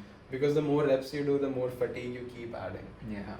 Yeah. So like these last 5 reps, your brain is really sending that signal to the high threshold motor units to bring in that contraction. Yeah. And that is where the growth is. Like Mm. those are the stimulating reps. Those are the reps that matter. Right. So even if you're doing just 5 reps, you're going to grow with it. Mm. That's the principle for hypertrophy. Mm. That's gonna cause that. That's gonna give the muscle the tension that Yeah. it needs for. And what are the growth. core principles you follow when it comes to working out? There's progressive overload, meaning the stimulus that you're providing to your muscle over the next few weeks or months is the same. Yeah. Like let's say I start off with my incline chest press. Mm-hmm. I'm doing about 2 to 3 sets, let's say 2 sets. Yeah. And I start with about 30 kgs, Mm-hmm. okay, on each hand. And I'm doing 6 reps. 6 is my failure. I can't go for the 7. Yeah. Maybe week 2, I come in and I am able to do 7 reps. Mm-hmm. Amazing. Week 3 or 4, I'm able to do 8. Yeah. That's great. Yeah. Now, what I want to do is, I'm seeing the number of reps go up with the same load. Mm-hmm. That is progressive overload. Yeah. Now what progressive overload could also mean is increasing the weight. Like maybe instead of 30, now I'll go with the 32s. Right. And I'll try to get about 6 reps. Yeah. Then go to 8. Yeah. What people get wrong about progressive overload is they increase the volume. Mm. So that just does not make sense. That's like progressive Yeah. volume. And it's also inefficient because if you increase the volume, you increase the length of the workouts. Yeah. Whereas yeah. if you increase the load, Yes. it's much easier. And I feel like you can complete a really good workout in 45 minutes to 1.5 hours. Like Yes. take. Yes. That's sufficient. That's more than sufficient, including warm up. Yeah. 1 hour is sufficient. And I feel like I made that mistake early on. The other is I'd say eccentric movements, Mhm. like slow on the eccentric. I still struggle with this, like especially when you're trying to hit that failure point. You're just like, Yeah. let's get to that point Yes. as soon as possible. So eccentric, 3 to 4 second eccentric. Yeah. It's to measure progress. It is also important to standardize your range of motion. Yeah. You can't be doing different ranges of motion in Yeah. different workouts. Like let's say if you were to break down a single rep or like sets into a formula that you follow when you're doing the form, how would you break it down? One is understand the form, Correct. anatomy of the form as well, because once you know which muscle groups to target, you can mindfully focus in on those muscle groups. Like when you're doing the bicep curl or like even the back, you can really focus in on the back and feel free to close your eyes. That's something I do. Like It helps. It helps. And then slow on the eccentric and understand with the terms. If you don't understand the terms, you're gonna fuck up. Mhm. And I feel like that's how you build that mindfulness muscle when it comes to doing that individual rep. As a beginner, that's the thing I'd probably say I learned the last. Yes. Like I'm learning recently, which I feel like I should have done 2 years ago. Right. But I'm stuck to it. Well, what mistakes do you think are so common amongst beginners? Doing high amount of volume and Yeah. thinking it takes a lot of effort Yeah. to see growth. To the- Man, relax. You're a beginner. Yeah. Like I gained 10 kgs of only muscle like Yeah. in my first proper year lifting, first one and a half year. And if you have a training partner, if they are pushing you beyond what Don't is listen to them. necessary, do not fucking Please listen do to them. not. Like going for drop sets. Yeah. And Often, like I'd say, don't listen to anybody that thinks they're unless they really know their shit and are mindful of how your anatomy is. That's a really good way to judge somebody giving you advice. They look at your anatomy and how you function first before suggesting. Yeah. Like a lot of the time you get the other way around. It's like you're doing it wrong. Like I remember my squat, right? Like when I failed, I have a wide hip, so like my squats are like this, not like this, not straight. Yeah. So That's my fine. ankles are tight, so I need to be elevated. Uh-huh. Fuck, they try to correct it so it's like without elevation, No, but just straight. And I fucking fell. I have a video of that, and it's the scariest thing because it's like fucking 120 Yeah, like kilograms. people say your knee shouldn't cross your toes and all sorts of Yeah, stuff. that's why I feel like the squat Awesome. is such a misunderstood exercise, because there's a level of expertise that you need to do it properly, Yeah. and it's so you might think it's a simple movement, but it's exactly the reason why people fuck up the same movement and hurt themselves. Yes. And when you don't want to fuck up lifting 100 kilograms on your fucking Yeah, back. yeah. Like it's And just these days it's horrific. because of lifestyle, right? Like because of a lot of sitting, Hmm. your glutes just tend to deactivate. They just and you just don't get that connection anymore with the glutes, Yeah. which is what causes a lot of lower back pain and all later. And So yeah, like the squat tends to get a little Hmm. tricky because of that as well. What's your program look like? So I have 3 days dedicated to proper weight training. Now for the longest as a beginner, I would try to do the push-pull leg split, like PPL twice, awful. PPR? Push-pull Push legs. pull lift, yeah. Yeah, twice a week, because people just end up doing way too much volume, way too much volume, and it's just not worth the ROI. You just fatigue yourself out. You reach a burnout within 2 weeks, then you're sick, Yeah. and definitely not advisable. Yeah. But my program is mainly I start my week with chest and back. It's great to feel the upper body pump to start off with. Then I'll take a break. Next day would be focused on mobility and stretching for the upper body or lower body. Okay, like that's dynamic. I allow that to change, like based on how I'm feeling. Then the next would be arms, based on the fatigue that I have earlier. If sometimes, like today, like I did my upper body yesterday, I feel a little soreness in my biceps and triceps. So definitely tomorrow I might not train arms. I will go for legs instead. So I don't train anything that's sore. Yeah. So it would be chest, back, legs, and bicep, tricep, shoulders. Yeah. And So the thing is, this gives me a good structure to track progress. Training chest and back together might not be ideal because they are two big muscle groups, but that's something that's working out for me. This is another thing that people mess up. Like they just overcomplicate their split. They think this split is better, this is better, that is better. Yeah. Like you figure out what is working out for you. Yeah. How are you seeing progressive overload and stick to that. That is all. Yeah. I'm completely with you. And do you have like a program for how you approach bulking and cutting? Program for bulking, I'll try to do a little more volume, and more volume for me is 6 sets per muscle group. So at most, never, not a single more than 6. Yeah. I will never recommend anyone to do more than Yeah. 6. 6 or 5 sets till failure or 1 rep in reserve. That is the point you should push yourself to. Calorie surplus diet, Yeah. good enough. Yeah. 5 to 6 sets per week Yeah. per muscle group. That's Would good you say enough. like I've noticed this when we're working out. What are you working No, on? it's like The fight? is it good to Shut up. You're doing it. Yeah. Is it good for you, let's say you have a female partner that's training with you, to do the same exercises as you? Interesting question. Because the anatomy is different, and I've always been like, Yes. had a- I mean, so the goals differ a lot for females. Like they don't, like most of the women that I've spoken to and most of my clients that I've trained with, they don't want a jacked upper body. They want to be relatively toned, alright? And the basic exercises for the chest and back will also tone your arms. So I majorly don't give them a lot of arm work. So the program itself changes a lot based on the goal.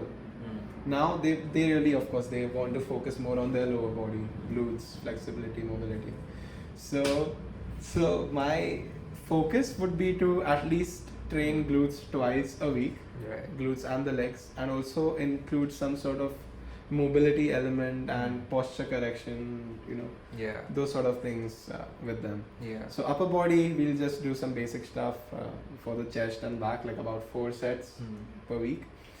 That's enough to give some basic stimulus we can go for 6 as well based on how their And goal is. What are the nutritional requirements? How do they vary? Nutritionally, Let's say protein intake is a big one. slightly lesser. Huh. They can work with slightly lesser protein intake compared to men. Like I would say, like I don't know, but the girls they tend to have, of course, lesser appetite. Mhm.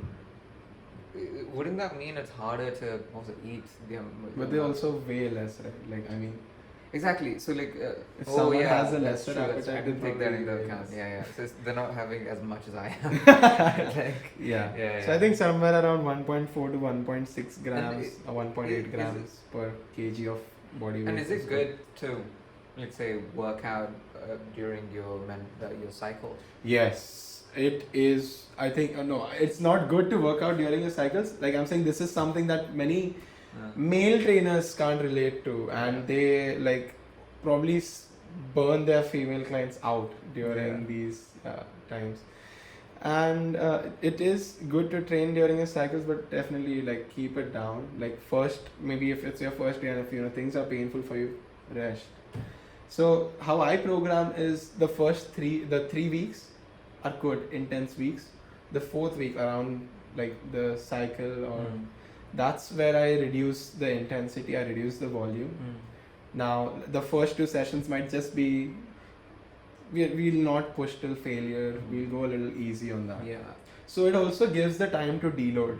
So if we've gained some stress, but the week before that, I will try to keep it intense so that so recovery mechanisms are taking, Yeah. it's doing its thing in the next week when we are keeping the intensity to a minimum. And so roughly the rules of the game are the same, except the muscle groups you focus on more is just different, and then you focus on way less load, but the principles are roughly the same. Yeah, principles are roughly the same. And what about the hormonal things? Do you need to take that into account whilst you're working out and planning workouts and nutrition?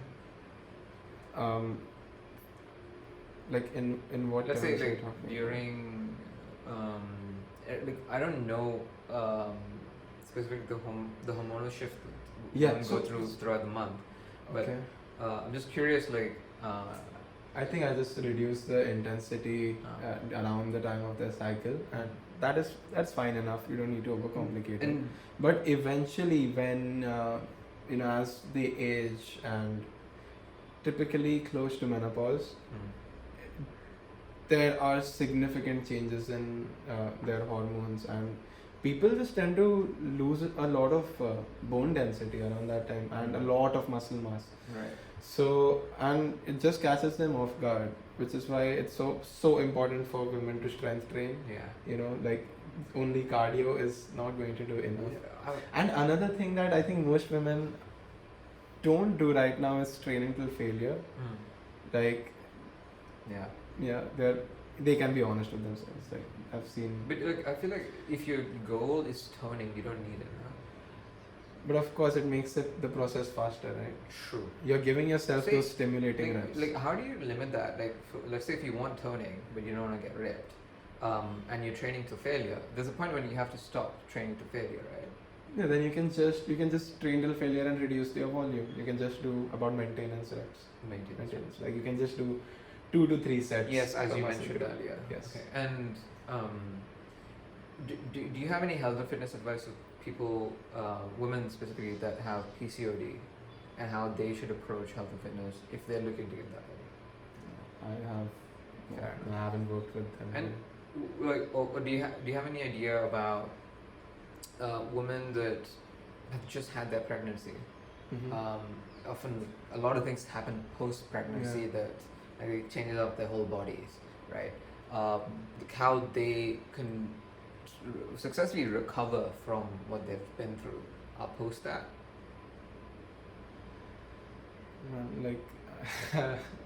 For them, I think it would be to start off with lower intensity. But it's okay if you don't know. It's okay if you don't know. Not too specific. Like I'm not getting into the specifics of it because you don't. I don't know expectations. But I think that covers that base, like health and fitness really well. But I wanted to ask you one other question about mental health.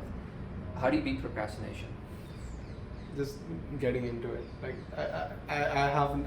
I struggle with it. Yeah. And at one point, you just have to be fed up with yourself, man. Yeah. Like, You this pathetic is piece of shit. enough.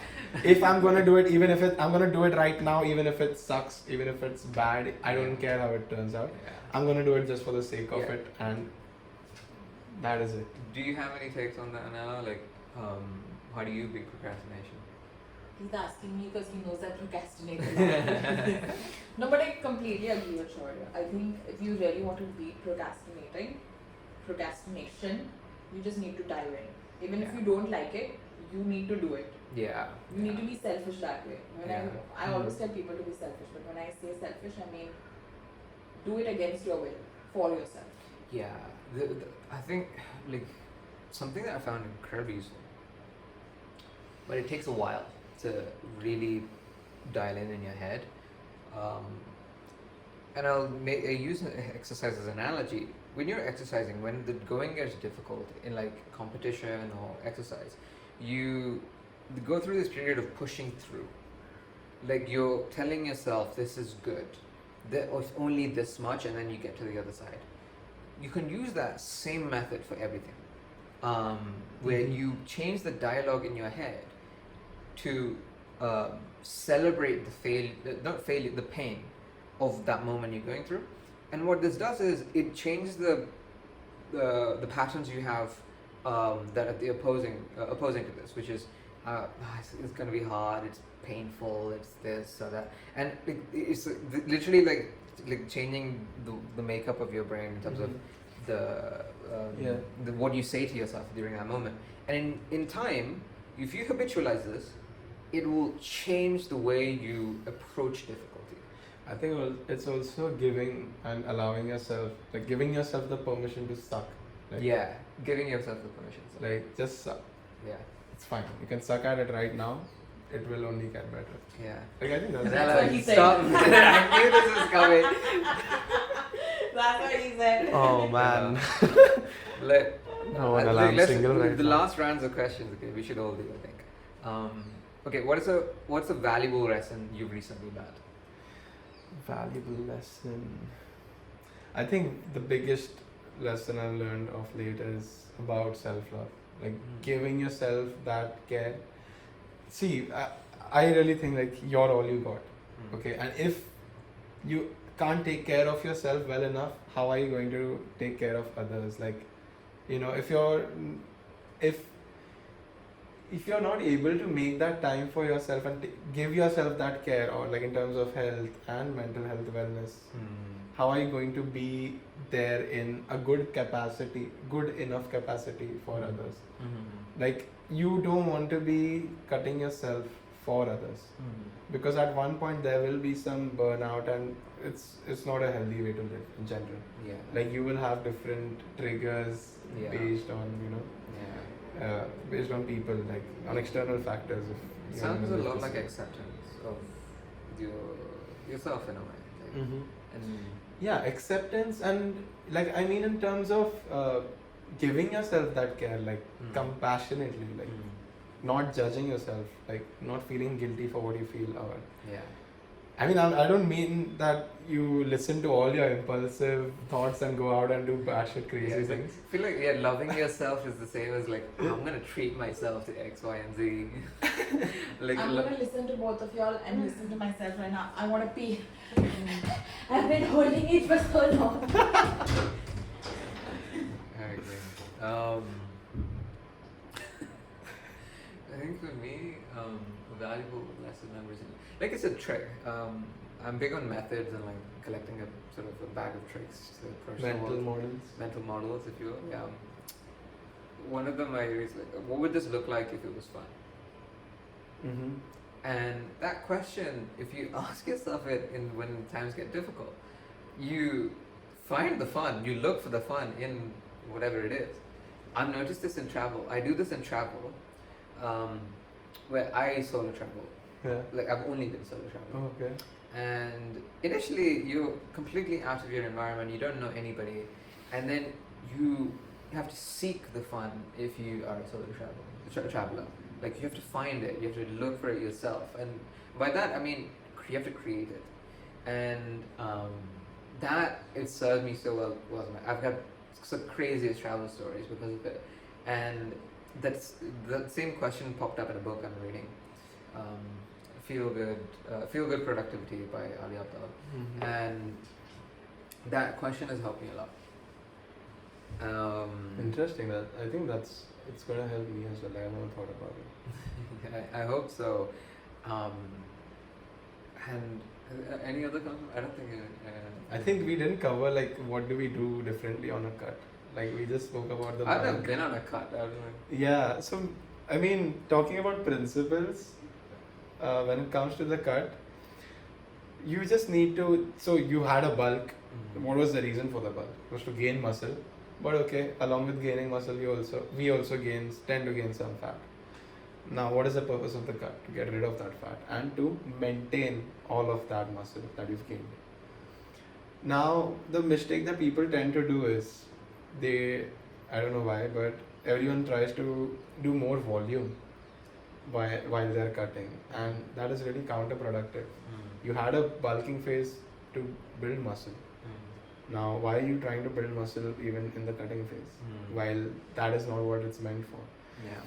And doing more volume is not going to help. It's only going to cause more muscle damage, Right. and more fatigue to recover from.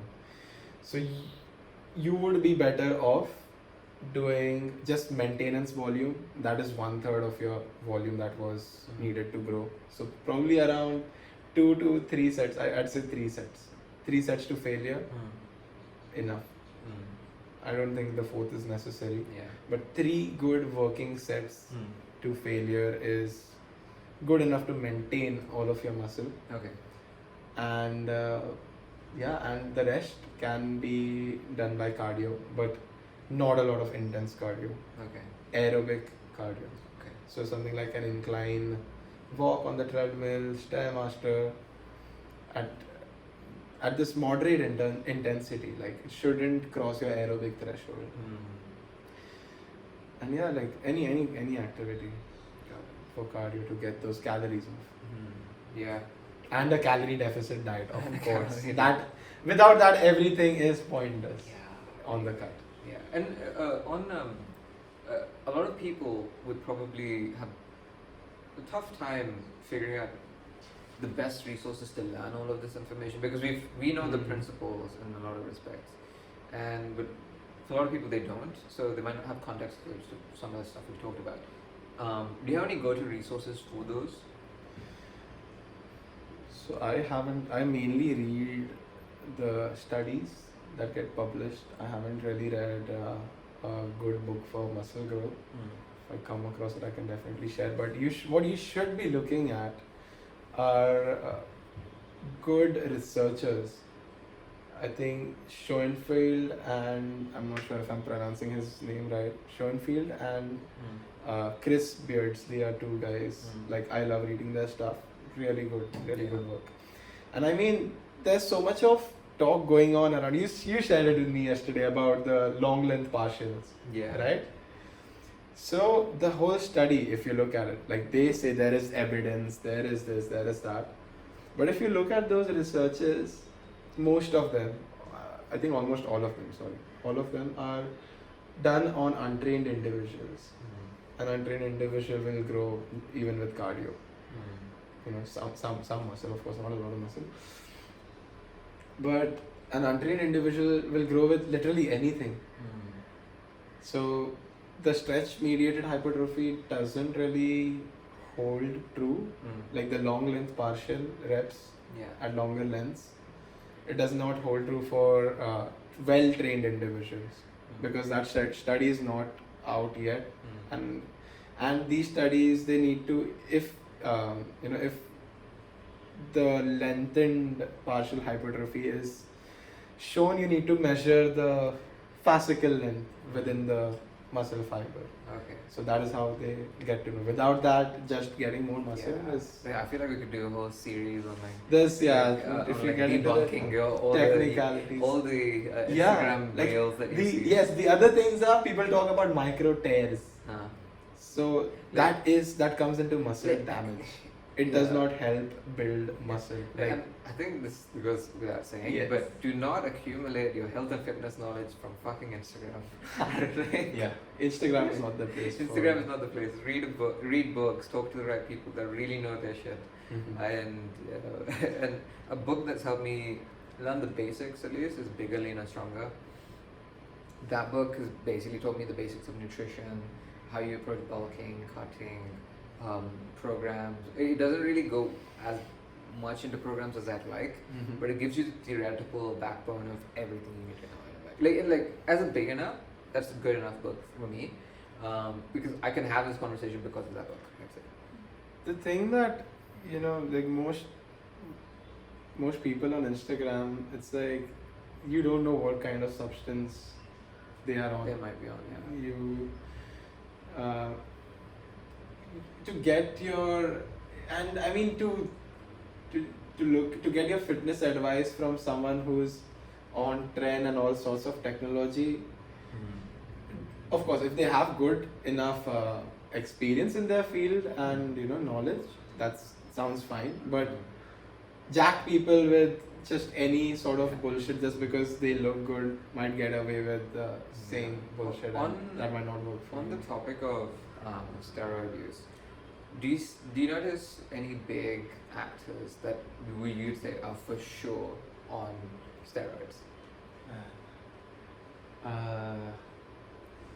The rapid transformations that you see for a few actors in different movies, Yeah, I don't know if I should name them, but you should name them.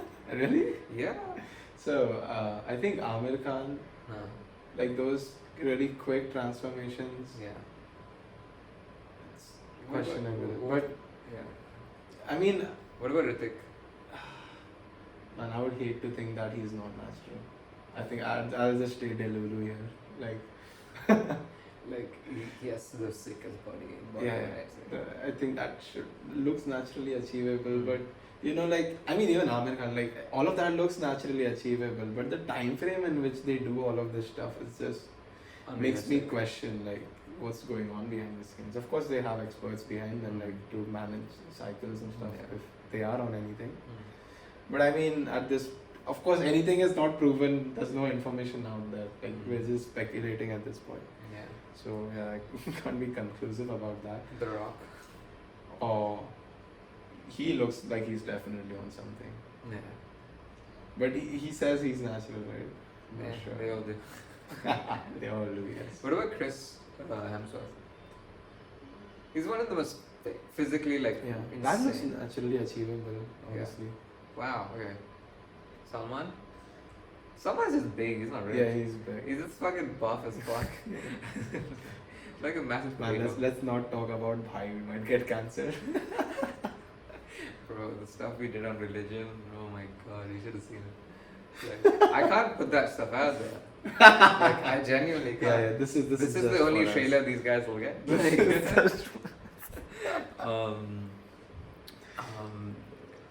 okay. Do you have any realizations you keep coming back to?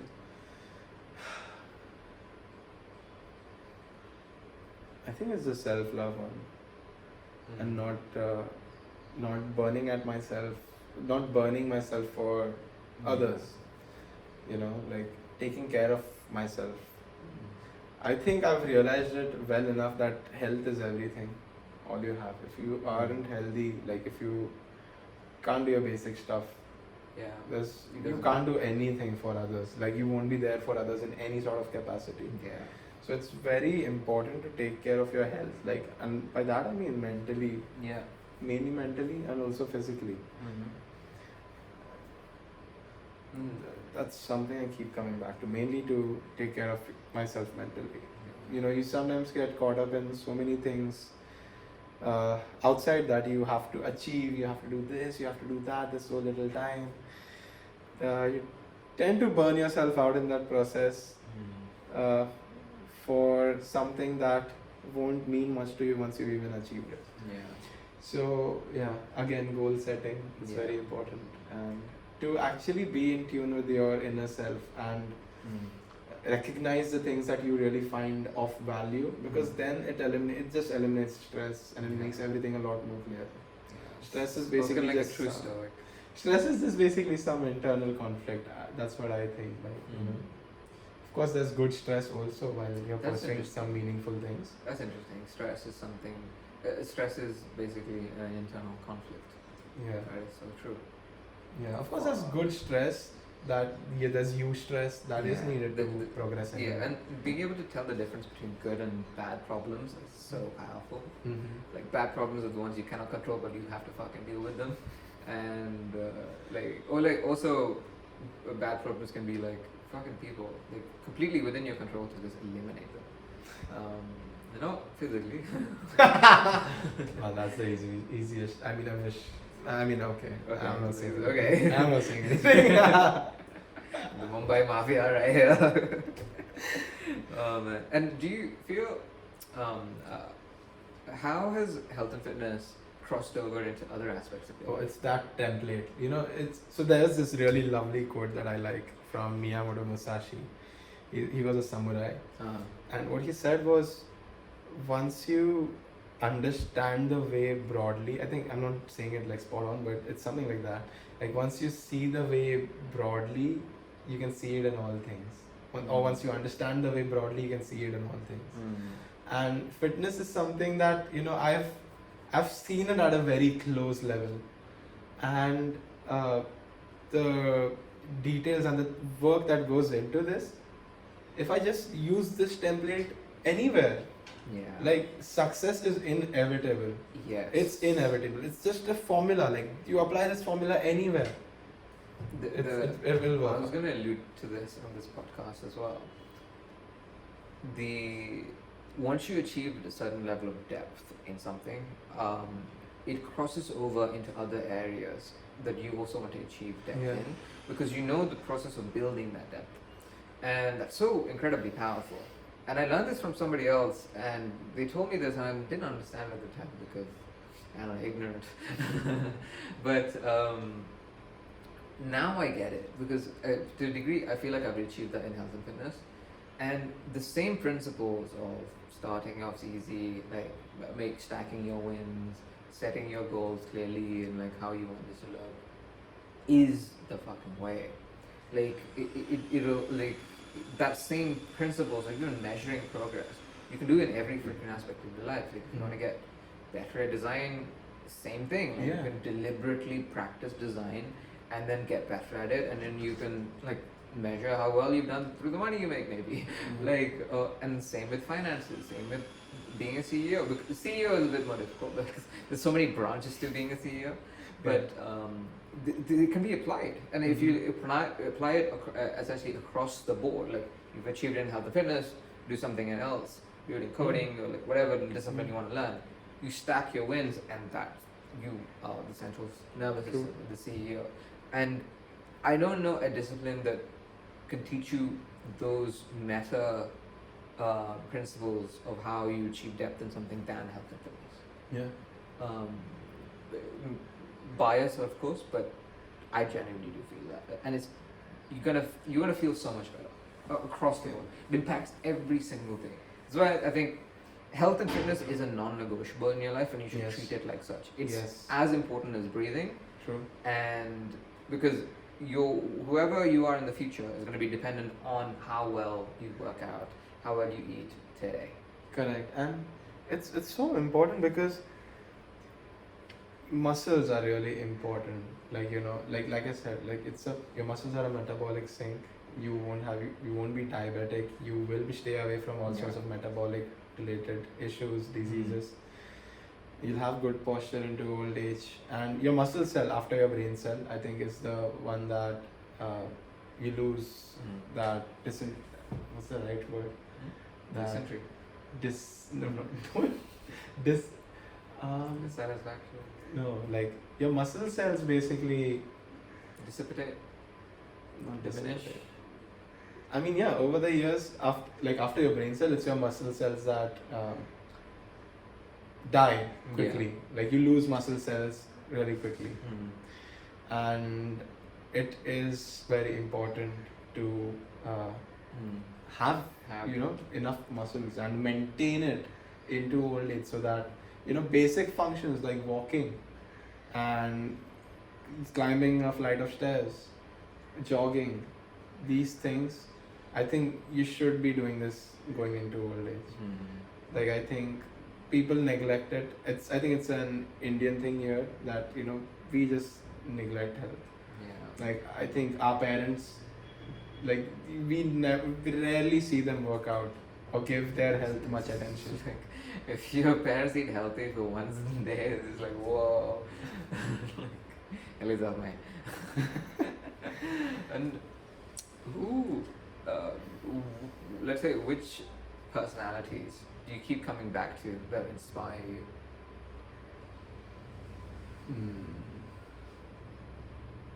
Like in terms of health and wellness? Could be anything. I wanted to give a general, but like, who do you keep coming back to as a source of inspiration and knowledge and wisdom? Oh, I really love Naval Ravikant. My guy as well. He's just so practical, like, and yeah, he's philosophical. He has done the things that there are out there in the world. Yeah. He has achieved stuff. Yeah. What he says just makes so much sense. It's so practical. I completely agree. And another guy I'm keep coming back to recently is Alex Hormozi actually. Oh, he's yeah. He is I like his so stuff. fucking knowledgeable, and like His methods, like. are insane. Like ignore like his social media game right now is fucking insane. But then he's one of those people that knows how to play the game. Yeah. He knows the game inside out. Whatever game you want to play, he will fucking play it. But if the wisdom I found through his older videos. Nowadays I'm not watching him as closely, but his old videos where he was just talking to the camera about different topics. I found those Really knowledgeable. very knowledgeable. Like it was literally like this, but the stuff that he would talk about and it's just insane. Like, even the stuff we've talked about. It's just, some of this stuff is so valuable. Like if you're a beginner, don't know anything. Like this podcast is giving you like good, like at least a headspace of how what to do and what not to do. Like not the exact formula, but at least how you can go about looking for the formula. Yeah. Which I think that's fucking valuable. Yeah, I think we've covered enough things that people should be avoiding and not doing. Things that are not fitness that get confused as fitness. You cannot cover the depths of theory in this podcast. Yeah, you of can't do course. it any We fucking can't podcast. do And you that. shouldn't do it. Like you should point them to the resources. Yeah. And like how you can go about thinking about these things. At least that's how I approach podcasting. And on the topic of like you said, self-love, right? Are you happy? Yeah. Like I think you just decide that I want to be happy. It has come fairly easily to me. Like I'm grateful for that. Like even in the toughest times when I was not happy, like maybe the injury part, like as I recall it right now, like that, and maybe sometimes after a few months after the breakup, those were the times that I was mainly not happy. Of course, like I can't just fake myself into happiness, right? Like if I'm feeling sad, I'm feeling sad. I'll feel sad for an enough number of weeks, days, months, and then at one point I'm like, I'm done feeling sad, and I can just I'm just a happy person in general. So what is happiness to you? What is happiness? I think for me it's just being in the state of not just happy, like bliss. Wow. But you literally that's wild. I was just thinking of that word. That's the yeah, like just feeling blissful, like like you feel happy as if you practice gratitude. And from what I've been through, like I feel like everything that happens is a plus. Like I am here, like what could be better, like at any present moment. You touched my definition of happiness is very similar. For me it's peace and all the flavors of peace that come with it. That's happiness to me. So like at least like that's the thing is like happiness is also so ill defined because you confuse it with joy, but they're all part of the same thing. Let's say there's positive and there's negative. Whatever the positive side is the happy side, like typically. And you can reframe the negative to be also positive, which I found particularly powerful. Stoicism teaches you this. Yeah. Stoicism. Yeah, teaches you. it does. And I mean, for me, like I've looked at life in a way that everything that happens to me has been trying to teach me something. And like I just try to look for the lesson in there. Like I'm just grateful. I just look for the lesson in there, and and there is always something to learn. Yeah. Like there's something mentally that you need to resolve, some parts of yourself that you need to heal, some depths of your mind that you need to revisit or visit, and address certain issues, or let go of certain things, unlearn a bunch of stuff, and just you feel lighter after that. Like, it's beautiful. What advice would you give to your younger self? Younger self. You mean in terms of lifting or in general? In general, I would say have faith in your own methods. Others don't know any better. Yeah, like unless they're an expert, of course. But other humans, parents, friends, everyone's trying to figure out their way in life. You need to listen to your own voice. That is what I tell myself. That's the main thing. Because I realized like most of my methods were spot on, like growing up, and I let a lot of external noise get into my head and try to change the way I did things or look at things. And I realized, no, I was in tune with myself when I was doing this, and this is the kind of person I am. I should not change my innate nature to satisfy others in any way or form. Because that will lead to a disconnect with myself and masking of my true self just for someone else, and that is not who you want to be, right? You want people to like you for authenticity, and authenticity is the highest vibration that you could be at. So I would say like maintain your authenticity, have faith in yourself. I tell myself to get a therapist. What else? That would be the main thing that I would tell myself. I'm with you, dude. And to finish off, like, what question would you like to leave the audience with?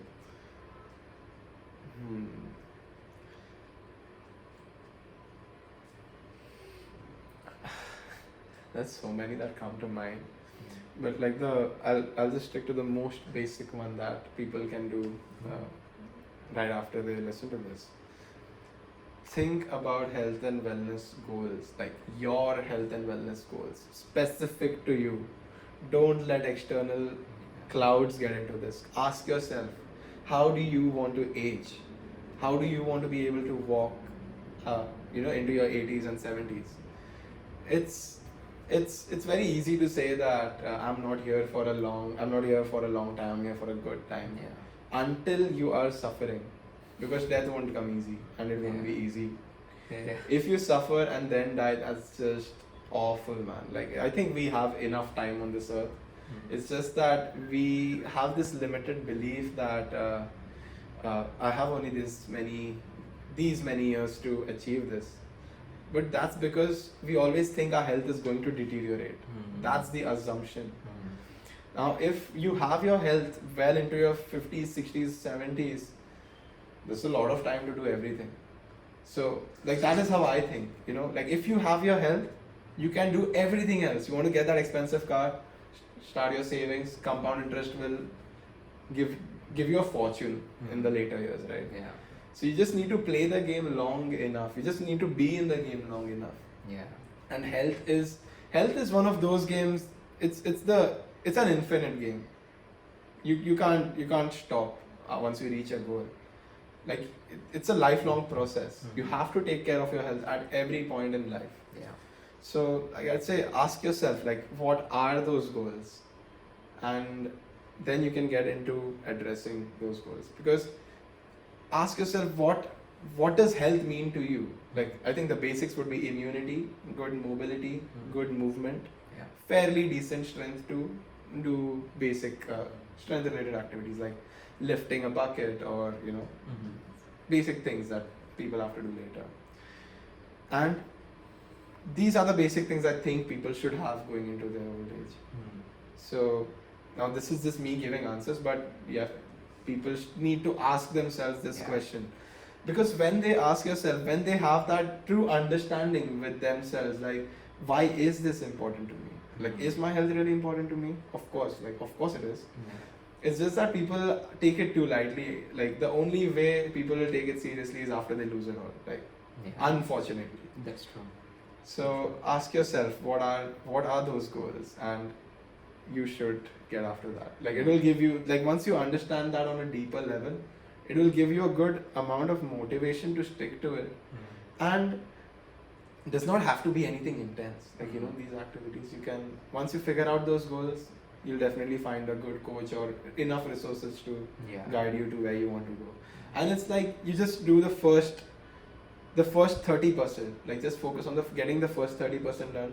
As you progress through, like, while you're doing the first 30%, you'll figure out the rest. I mean, Good. That's a good way to end this. And we're done. amazing, dude. It was nice. And that wraps up another episode, guys. I do expect you guys to have questions, so if you do, please do DM us. We'd love to get your feedback, answer your questions, and help you in whichever way we can. So just DM us.